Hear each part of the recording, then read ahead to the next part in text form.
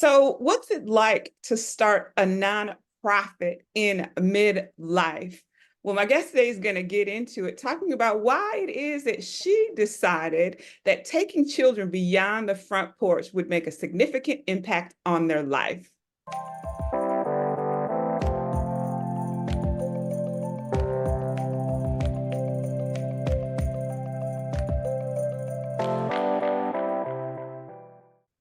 Welcome to the Midlife Makeover Movement, the YouTube channel dedicated to empowering strong and resilient women like you who are navigating the transformative journey of midlife. I'm your host, Tisha Mitchell, your Midlife Makeover Maven, and I'm thrilled to embark on this transformative journey with you.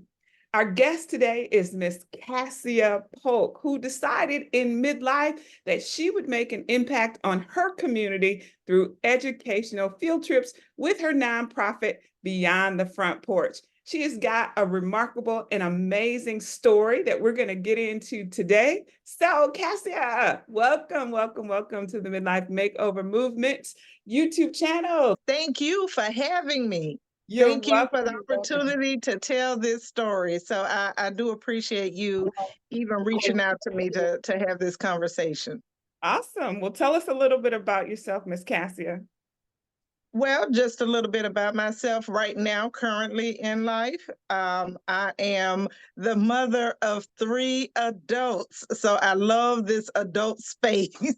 The relationships change, and, it's just a great, great thing to be the parent and see the transition from, child to adult. So mother of adults, daughter to my mother that has been with me. Anybody that knows me, they know that, it's a package deal. Mom comes along.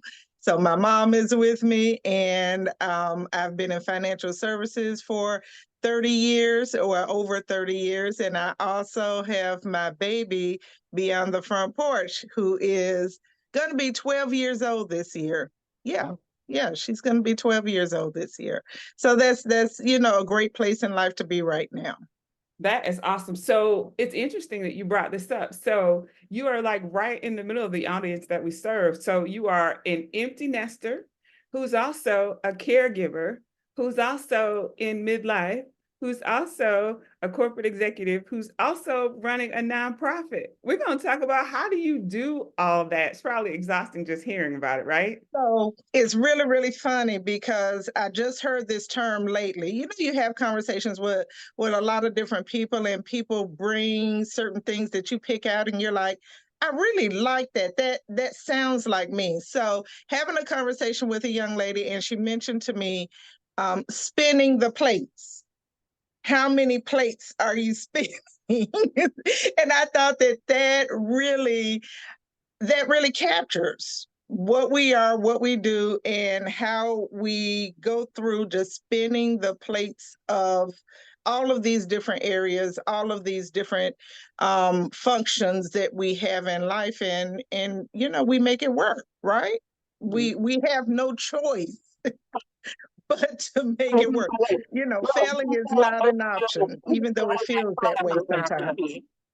So I will say, I had the pleasure of meeting you before that you were fully taking your nonprofit off the ground. We actually met randomly at a space in the town where we live, and we just started talking. And just over time, I have watched you from afar and watched you build this out and through some different seasons of your life. And we'll talk a little bit about that as we get through it. But can you share your journey of being a young single mom and how it led you to start the nonprofit organization? Yes, absolutely. So Beyond the Front Porch actually was born out of me needing to insert joy in my life. I had I had just gone through a divorce, and I'm gonna tell you that season in my life, and to your audience, it was a hard, hard season. The year that I founded Beyond the Front Porch, I had just got laid off. I had just ended a long-term relationship that I was heartbroken over. My son had just went to the Navy, my oldest son, so I had him at 19. So just imagine that is my oldest, who had seen his mom through a lot of seasons and had just enlisted in the Navy. So, that part was a really, and going back to me being laid off, it was just a moment of saying, find something that you absolutely can throw your heart into that can help you heal from all of this unsure, being sad. What is going to bring you joy? And the thing that stood out to me the most was, um, do what you love and it'll never be work. That just resonated with me over and over again, and I got to thinking, well, what is really my happy place?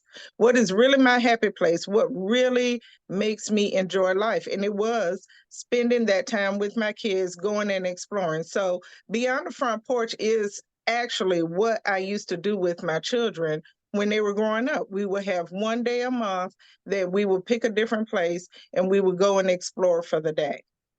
Wow. And I said, I asked my daughter, she was in the sixth grade at that time. And to again tell you how long ago that was, she's 23 now, 23. And she was in the sixth grade at that point. And I asked her, when was the last time she went on a field trip with her school? And she said, oh, it was a third grade. We went to Sweetwater Park, National Park, that's right around the corner. And we did a walking field trip. And I was like, okay. I said, that's something that we can we can share with other families that may not have the resources to do that. And we literally sat at the kitchen table, all of us, me and the three kids, and we talked about it. We bounced out names. We hammered out how this had to what the structure of the organization needed to be. We sat there at the kitchen table together and hammered it out. So that was literally how Beyond the Front Porch was born. So I want to pause here and unpack that a little bit. You actually took your heartbreak and a transition in your life to decide that you would make an impact on families. And I will tell you that it's not just been, you've impacted my family with those educational field trips. I mean, it just has your heart for serving those children is one to behold. And even though I knew you were running the nonprofit, your story was unfolding with me as we were going along. We'll talk more about that. But I Yeah. think the biggest key takeaway here is you can use that heartbreak. Oftentimes we're going through something very difficult, and we can use that, really channel that to impact the lives of other people. I commend you for that. So, how do you balance your role as a corporate executive and a community leader and the founder? Like we were talking about spinning plates, but It's what does spinning that look plates. like? What does that look like for you? Because oftentimes we're like all over the place, right? So, what does that Right. look like for you? I mean, is it one Um, of the things that I really like, and I want to say this to you, is I never miss getting a photo card from the field trips. And I'm like, that is something small that you have been consistent on for as long as I've known you. But there's got to be something that you keep in your schedule. So let's talk about what that looks like for you. well, everything for me has to be so that I don't lose myself per se, lose myself. So what that means is I have to compartmentalize, right? I have to make sure that things are on my calendar. I have to make sure that as many things as possible that are routine for me, that I keep them as routine, so that again, I have to make sure in my mind that I can add, where's my space on the calendar for this? Where's my space on the calendar for that? And I can fit it in. And and it's really simple, and it helps alleviate stress for me, because where I get stressed is when things are chaotic and I don't have that plan in place. So when people ask me about being, what do you call it? Are you, um, what's the word for it? When you act on impulse. Oh, are you impulsive or Mhm. reactionary? So I always say I am, impulsive within a plan, right? I don't like last minute, and that's why I always say you have to be on my calendar, and things have to happen. So just like you say, we work 40 hours a week, work 40 hours a week, then we have to fit in. And I'm a list keeper, so I keep a list going, because again, I need to make sure that all of the spinning plates get their attention, right? So even when we're talking about sending out the announcements for Beyond the Front Porch, sending out the pictures for Beyond the Front Porch, making sure that I'm taking care of all of my responsibilities at work, making sure that, I'm giving time to my mom, my daughter, grandbaby, things of that nature. Am I taking time for me? Right? Yeah, Am I so doing that? let's get into So that. yes, we have to do it. We have to do it. And so with all of the spinning plates, it's easy to not take care of yourself. So guess what? That goes on the calendar.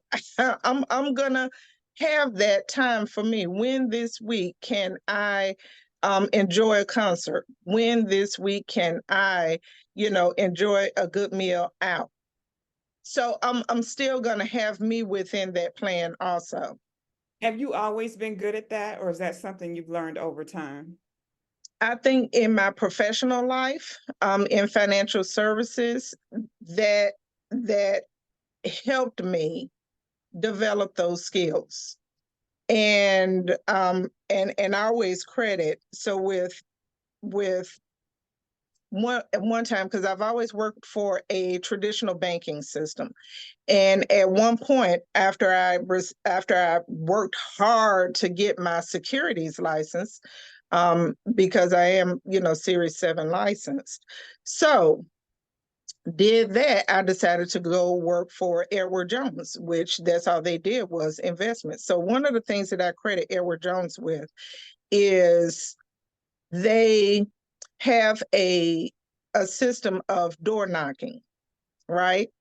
So in traditional banking, I have always warned people, hey, don't give your personal information to someone who has a P.O. box as their office, and just try not to give strangers that you meet. So during my time with Edward Jones, guess what? I was the one who had the P.O. box as an office, right? Meeting people on their doorstep, talking to them, relating to them, gathering up, personal information and building a connection with them. So here at Edward Jones, we had a system again of um, meeting people, doing a follow-up letter, right? And then going back and asking for an appointment. So transition that over to Beyond the Front Porch. Meeting people, making that connection, and then so you have two different sets of people that you're meeting. You're meeting the people to be a part of the organization, and then you're meeting people who can sew into the organization, right? So those people, we want to make sure that we're being good stewards over the experience that they've entrusted us to give to the public. And what better way to do that than sending out a picture every month. You're going to see where your money is going. You're going to see where the lives are being touched and impacted. So again, it's that system in place because it's important and it means something. Okay, so we're going to pause here because we got some stuff to unpack. I heard you say a bunch of things that we're going to get into a little bit. And let's start with the first one that's really most difficult for us to do, and that is self-care. You recently, you and I both know that travel is our self-care. And one of the things that you've been intentional about is not just taking children on trips, you've been doing that as well. So let's talk about how you're integrating travel into your life as your self-care. Let's talk about that a little bit. Well, the thing about that, and I've always said that you'll miss out on a whole lot of life if you wait for people to do things with you, right? You will miss out on a whole lot of life. So yes, I I will get in that car. I will go. I will get on that plane. I will go, and that's building strength. It's already building strength to yourself and just your outlook on people, lives, different places. And you have to build that up again within yourself to connect with people. But that self-care through travel is amazing.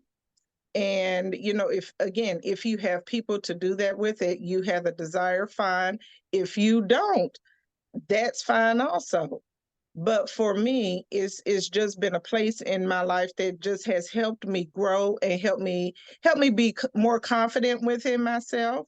And especially when I started traveling outside of the country by myself, um, it takes a lot of strength to do that. And again, just when you think about where certain things in your life begin and where it end, and there's always a new thing that you learn about yourself when you have those type of experiences, and I just absolutely love it. I do too. What I thought was interesting is that this audience doesn't know that our birthday are within days of each other. Yes, yes. And what was interesting about us is that we had the same thing planned for our 50th birthday. You want to tell them what that is, Cassia? Not amazing That though. was Was that amazing. not amazing? It Because was I was amazing. like, we're looking at each other, and I'm going.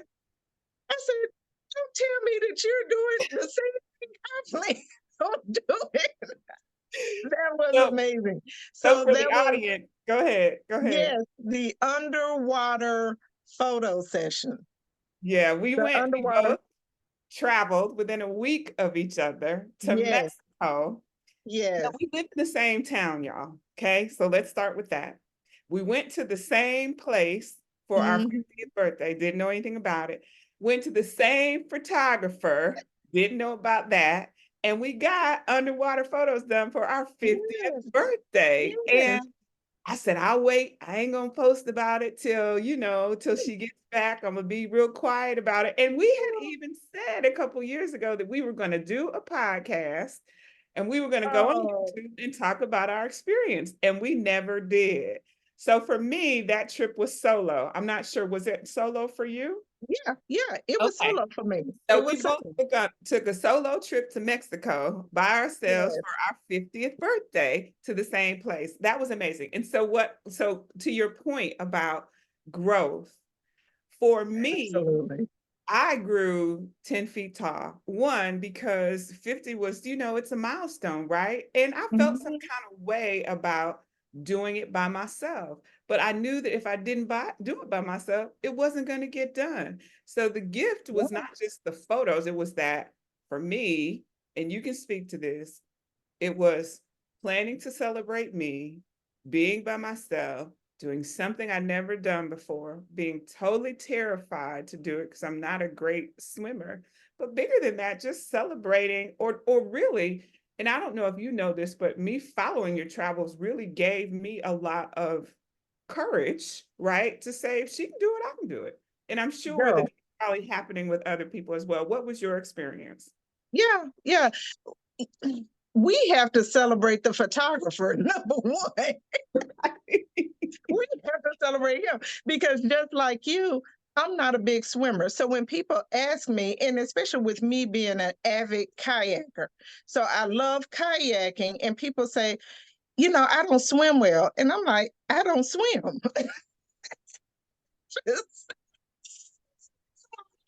That I don't swim, but people, they, naturally would think that I swim. And I was like, no, I don't swim. I said, I hadn't swam in so long. So I used to know how to swim, but I hadn't swam in so long that I just say I don't swim because I don't have, or I've never been a strong swimmer. I don't have that skill set. So I said, so for our photographer, for him to have the patience to, you know, work us through the process to get us to um, go underwater, stay underwater, smile underwater, Can't open up see your nothing. eyes Can't underwater, see. and not swimming. The And fish was nibbling on my legs and everything, right? photos turned out beautiful, and you was, I mean, feeling like a wet duck trying to get through it. So Yeah. for his patience was incredible. His patience was incredible. But again, that's where we celebrate ourselves and give us the pat on the back to say, I'm gonna do this. And at the time that I went, and I don't think this was your experience, but that morning it was a hurricane coming. So Well, I when know that, so it was not my experience, the hurricane was coming, but it was during COVID too. yeah, So we yeah, are in the middle of COVID, and I was, going through a divorce at the time, and yeah, I'm like, I got to just do something. I can't yeah, do this where I am, and I'm like, I'm just gonna celebrate me. But again, it says that you grow 10 feet taller, and yeah, I, since that all over the world by myself, just because that little, and I don't want to say going to Mexico was small. It wasn't, but it's not as far as we have been right, since then. And so right. I say that strength, and I was terrified. I was like, what if these people gonna kidnap me? What if I'm gonna get COVID? It was like, what if I'm gonna drown? What if my pictures don't look good? Like it was all of that, but Yeah, it sometimes you just kind of take that risk, and that is kind of what grows you. I think that's amazing. It's amazing. yeah, it is amazing. It is Oh, amazing because you don't see so many of us in this space of our life doing some of the things that we've done. right. And we're everyday people. Every So day. like you said, if you can do it, I can do it. Absolutely. And Who's I to think say that I you can't? and I have challenged each other in that way. What they call it, I don't want to call it healthy competition because it's not in any way competing, but it is Right. a healthy showing that this is for all of us. All you have to do is just take that chance. So this is one saying that I've always had, and I love this. I love to say this to people, especially when they question if I have the skill set, whatever, to do whatever. And I always say, don't worry about what I don't know. I need you to worry about what I can learn. That's it. That's it. Don't worry about what I don't know. Because if I can read and I can comprehend and I have the desire, you worry about what I can learn because I can learn some stuff. So don't worry about what you don't see on my resume. I love it. I Yeah, love it. don't worry about that. Worry about what I can learn. Because if I want to know it, I can do it. Period. And I have no doubt. I love it. I love it. So speaking of, right? So you started this nonprofit with your children. What were the challenges that you had to overcome to get it started and Um, to run it? right, right. Well, the challenge was, like you said, figuring it out and having the confidence for others to join in and and go on this journey with me. Because this wasn't something that I could do by myself. I couldn't fund this by myself, right? So it becomes a group project. And when I say a group project, I'm talking about community. It becomes a group project. So this isn't just Cassia and Beyond the Front Porch. It isn't just Cassia and her kids. It's Cassia and the small business that says, you know what, I'm a donate to help make these experiences happen for these kids, because it's all of us together. So my hand attached to someone else's hand, attached to somebody else's hand, and believing in the mission, believing in the experience, believing in what each one of our community students, and that's again, you never know where you're going to see a Beyond the Front Porch child. So they may be bagging your groceries at Publix. You may see pass by them in the mall. You may be in a restaurant. I've been in a restaurant and I've had students run up to me and give me a hug around my waist, and they regurgitating, telling me, Miss Pope, we went on this field trip on this day and we so and so and we had that. So again, you never know. And that's why I love to highlight the people who are our partners in making sure that the opportunity is out there for these students, not just the students, but the students and the parents, because it's what? It's a engagement, family engagement organization. So it's not just for the benefit of the student, but students that have their parents or loved ones or whoever is supporting their support system, they're with them. That gives them the confidence to do any and everything. So yeah, so that was the biggest challenge, was finding out who our people were. And one of my girlfriends, she said it to me. She said, because I remember, not feeling like begging, feeling, you get strong, you feeling like you're begging, begging, begging, begging. People go get tired of you begging, begging, begging. And I remember her saying to me, Cassia, if you don't beg, who's gonna have these experiences for the children? She said, who's gonna do it? If you don't get out there and get the money to fund this, how are the children going to continue to go on these trips?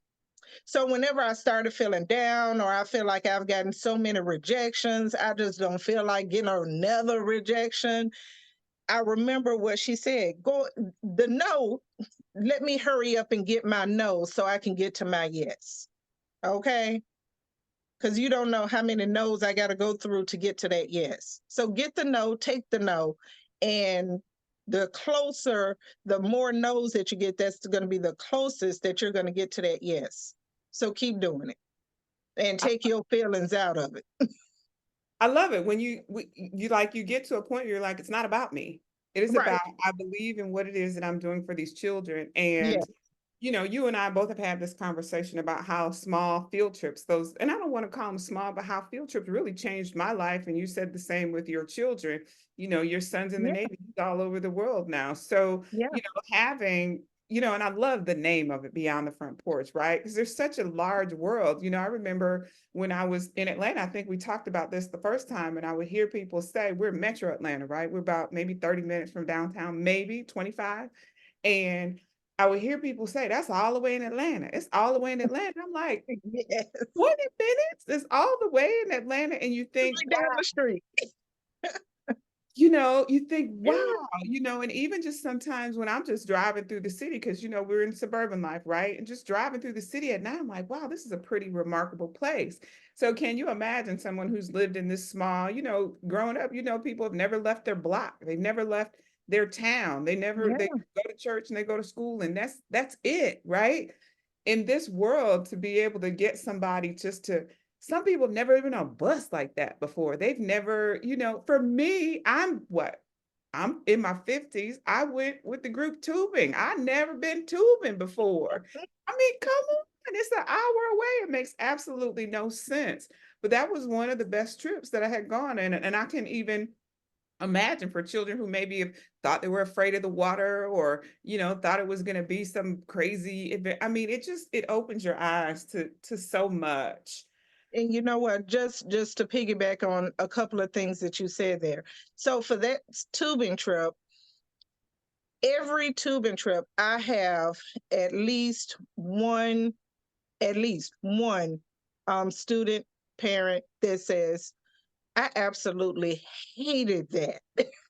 And I will never, ever, ever do that again. And then, then the parent will say, no, don't tell Miss Cassia that. You loved it. And I tell them, don't do that to your child. Don't do that. If that was their experience, that they hated it, guess what? They did it to find out that they hated it, right? They I'll did. try it. I'll So try they did it to find out that they're not sitting on the sidelines saying, you know what, I don't like that, and have never been in the water. They did it. And that was their experience. Now, maybe as they get older, it's like, I remember going on that field trip, and I think I'd like to try it again. It I just didn't know what to expect off of that first trip. So that's why I always say our field trips, because people always ask me, well, are we, staying overnight? And I always say this is a day trip. We leave in the morning, we come back in the evening. We don't keep kids overnight. So, but the thing about it is, at the end of the day, we are the introduction, right? We're the introduction. Then they can say, you know what? I remember going on that. Let's go as a family on our own. So exactly. we're the introduction. And then life opens up from that, because a lot of parents hadn't had that experience to even give it to their kids. So here we are. We're not just affecting the child, but then we're affecting the parent or the support system. And now they're saying, "Oh, I got an itch. Now I want to go to, so I've gone regional. Now I want to go to California. Now I want to go across the country. Now I want to go to the Caribbean. Oh, you know what? That was a 2-hour plane ride. Now I want to go to Barcelona, right?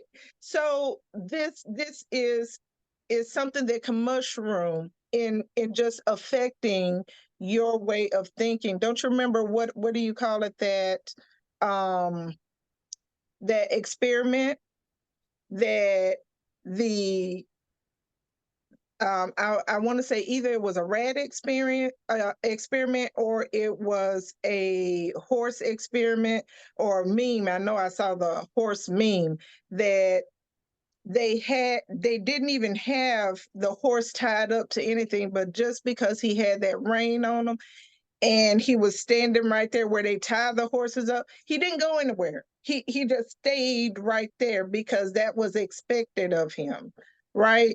So once you get those reins off, and you're giving yourself permission to experience more, right? So yeah, that's my whole outlook on that. It just takes a little bit, just a little bit. So we've talked about the collaborations. Aside from the nonprofit, you do a lot in the community. Tell me what it is about you that makes community leadership so important for you. Well, moving here, not having any family, not having, my mom came later after I divorced. But when I first came to Georgia, it was me, my ex-husband, and the kids. So I had to build a network, right? I had to build, and especially once we divorced, I had to build a network. I had to find people that we connected, we had children to raise, we were single, and we didn't have a support. So, listen, I can pick up the kids this time, and then you drop them off next time, or I'll take him to this event so you can get some rest, and you'll take mine, to this event, while I work, just all of that. And the community just grew from there. So it's always been kind of like a collaborative. We're taking care of each other. And during those times, meeting those people and, being involved in PTA, being involved in the band, being a band mom and, soccer mom and, doing things of that nature. Right now, I can't even look at an SUV because that's all I think when I see an SUV is all them kids in the SUV with me. So that's why I refuse to buy one now. But so that's where that sense of community comes from. And then, once the kids are grown and gone, how else can I be involved? And, with my professional circle, then you get involved with the Chamber of Commerce. You get involved with the Douglasville Business to Business Association. You get involved with all of these different ways that you continue to serve and continue to build on that part of the community. And just knowing that Douglas County has such an amazing network of entrepreneurs. I mean, everybody has something. So when people tell me that, there are certain things that Douglasville don't have, I don't want to hear about what's not here. I'm hearing about let's grow what's here, and we have a fantastic pool of women, men, small businesses, medium, large businesses, and nonprofit organizations. We have a caring heart in this community that, again, there's so many people that's willing to stack hands together and come together and make whatever needs to happen in our community happen. So I'm going to ask you the last couple of questions. The first of all, you're in the sandwich generation, so you're in the middle. You're taking care of your mother. You are an empty nester, but you do have a child that's close by. She's not a young adult who's close by. You're a community leader, you run a nonprofit, and you work. How do you set boundaries for your own mental health? Always, okay, so here we go. Only child, right? Only child, my fellow Leo, right? And type A, very structured and organized. So telling people what I need or don't need is not a problem for me. It's not. Because I would want to know that. And I always tell people that I can, if you set the parameters for me, I can work within those parameters. What I can't do is figure it out. I can figure it out if I need to, but I don't like figuring people out. I like for people to be as transparent and vocal with me as I am with them. And even in dating, I always tell people that, listen, you won't have to figure out what it is I like or I don't like, because I'm gonna tell you. And you can never say, oh, I didn't know that. Oh, I didn't, you hear from men a lot of times that say, I can't read your mind. I always say, you should love me because you'll never have to read my mind. Tell you. So that's how I set my boundaries to keep my peace. Because if I feel like my peace is being compromised, then I have to let it go. I truly believe that a lot of health issues come from not non-expression, right? It comes from you holding things within, you not letting it out, And so if my feelings are hurt, I'm gonna let people know. Most of the time, I'm gonna let people know. Now, have there been times that I've said it's worth more to my peace for me just to walk away, and I don't even have to give you an excuse? I've done that.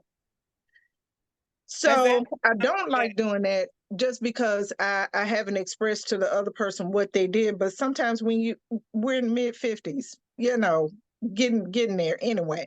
So I feel like at this point in my life, I don't even have to tell people why.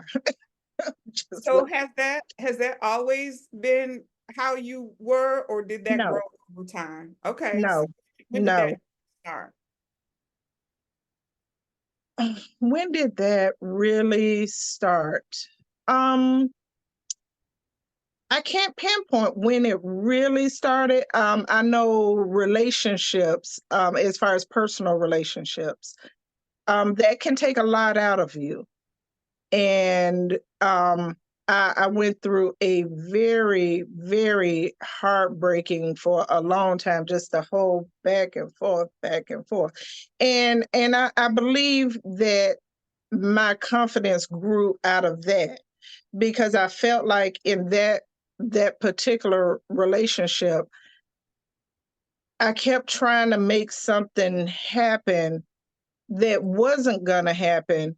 And there was a lot of projection on me that the other person was feeling. And I got to the point of saying, yeah, that's your issue.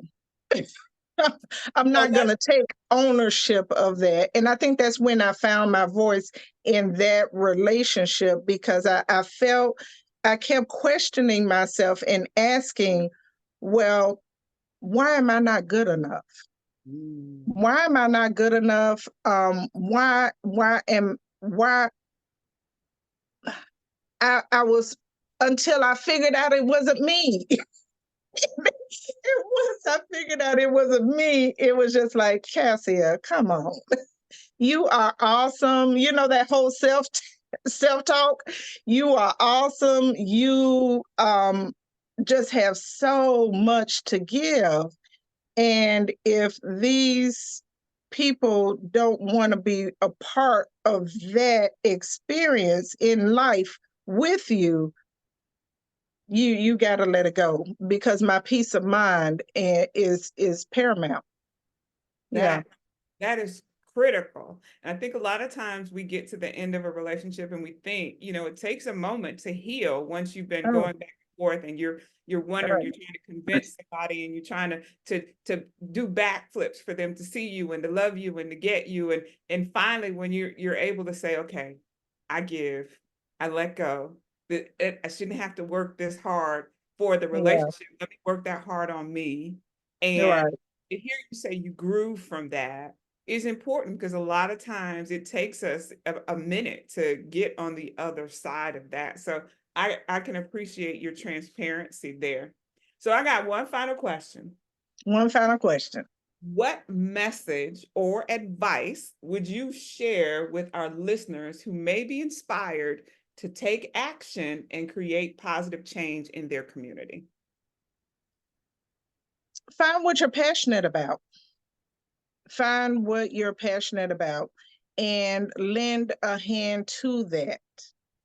Okay, find what you're passionate about. Nobody can duplicate the passion that you specifically have about a certain area. Now, do people have passions in the same area? Yeah, they got passions in the same area.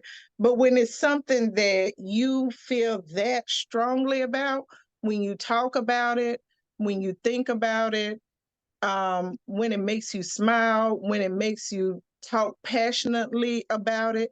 I always say you can't bring people on to something that you don't believe in, Mhm. right? It's just not going to be convincing. It's not going to be convincing. So find what whatever it is that you're passionate, and fortunately for me, that's where it came easy to me, because I didn't see anybody dedicated doing what I wanted to do. Okay, so yeah, we have tutoring. Yes, we have um, after school programs, but the whole piece of just local traveling and experience, I didn't see that in the community. So that's why it was really easy for me to be passionate about it and create it and talk about it. So that's why. So, and then going through that journey and talking to other people, and people was like, okay, I don't want to tell you too much because I don't want you to steal my ideas, or they tell you don't tell people about certain things because people will steal your ideas. And I've always pushed back on that. I say, because can't nobody steal what I do. It is, yeah, they can duplicate it, but as far as when I'm talking to you about it, when I know the history, when I know the why behind what I do, and why I'm convinced that this is just the best organization possible that I could be involved in. Yeah, I don't have to tone it down and hide. I don't have to, because yeah. So that would be my point, is just to you know it's a lot of people out there doing a lot of things that share the same passions, but find that passion for yourself and follow it through. It doesn't have to be created. It's probably, some things are out there and you can just support it. And maybe you'll bring a different view or a different flavor to it that isn't always there. Recipes. All recipes have things that are built into it, because right now, Beyond the Front Porch is growing. Some people that have come through Beyond the Front Porch are now volunteering and taking it on. We already know that I'm off of the field trips, right? So I don't go on the field trips anymore, because one of the young ladies who went on the field trips, dental surgeon now, awesome young lady, she has a passion for it, and she takes the families on the experiences now, and she's bringing to the table her flavor, her ingredients. So now she's helping me expand, along with our board, expand and create new things. So yeah, so So that's it. Find this, your passion. this is the perfect segue. You are so passionate about what you do. We are going to put in the shameless plug. Please tell our audience how they can support your organization, how they can find you, and what it is that you need. It's out here. Oh, We're going to get it for you. So go and tell us what it is. what do we need? What do we need? Okay, so Beyond the Front Porch, you can, of course, find us on social media. You can find us on our website. Our website is beyondthefrontporch.org. Remember, ORG, not .com, beyondthefrontporch.org. Social media, we have a heavy presence on Facebook, of course. That's for us midlife people. We love Facebook. Everything is on Facebook. So Facebook at Beyond the Front Porch. Of course, we have Instagram, BTFP Field Trip, and we also have X, formerly Twitter, at Beyond the Front P, because of that character limitation. So our field trips are on the second Saturday of every month. After the second Saturday of every month, that Wednesday is when registration opens up for the field trip for the next month. So we fill up our field trips on a first email basis. And then once we confirm the email, then the adult payment is due, which is $25. So $25 per adult, and the adult can carry up to 5 students at no charge, and that includes the transportation, high dollar ticket items. Transportation, admission to wherever it is that we're visiting, as well as lunch. We don't want you to worry about how to get there. We don't want you to worry about admission, and we don't want you to worry about what you're going to eat. So you're going to be taken care of on that field trip. So those are for my participants. Now, from the side of what we need as far as making the engine run, right? Making the engine run. So definitely we need vision partners.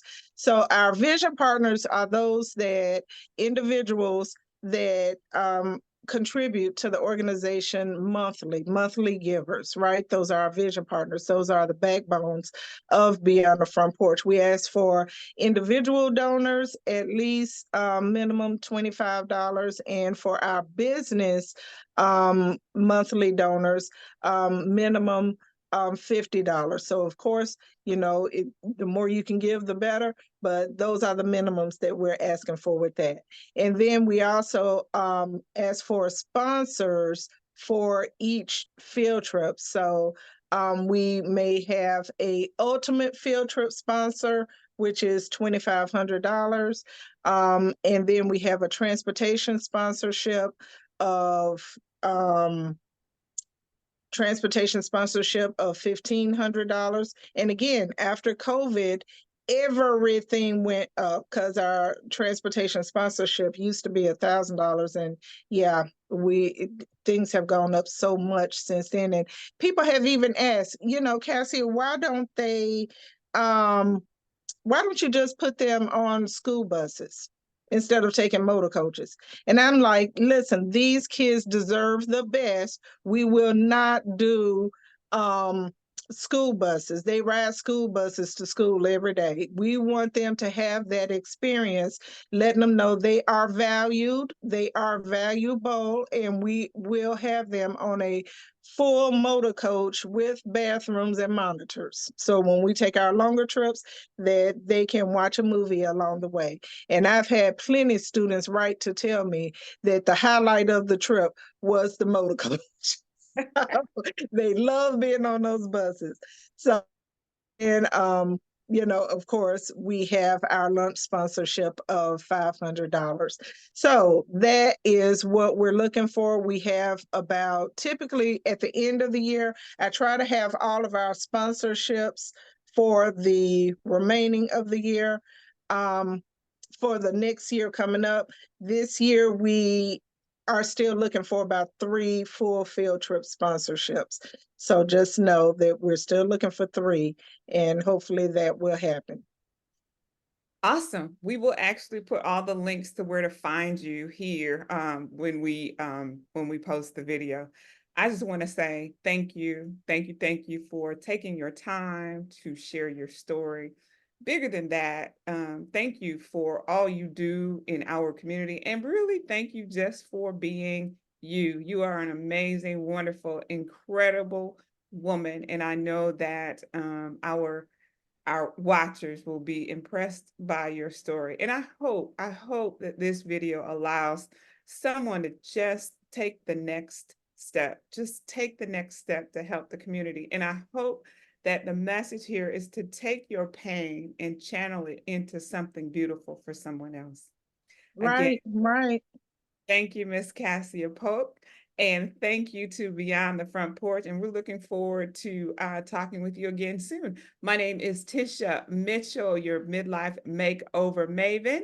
And this is the Midlife Makeover Movement YouTube show. Like, share, and comment. We've got some more stories to share with y'all. Have a great day, everybody.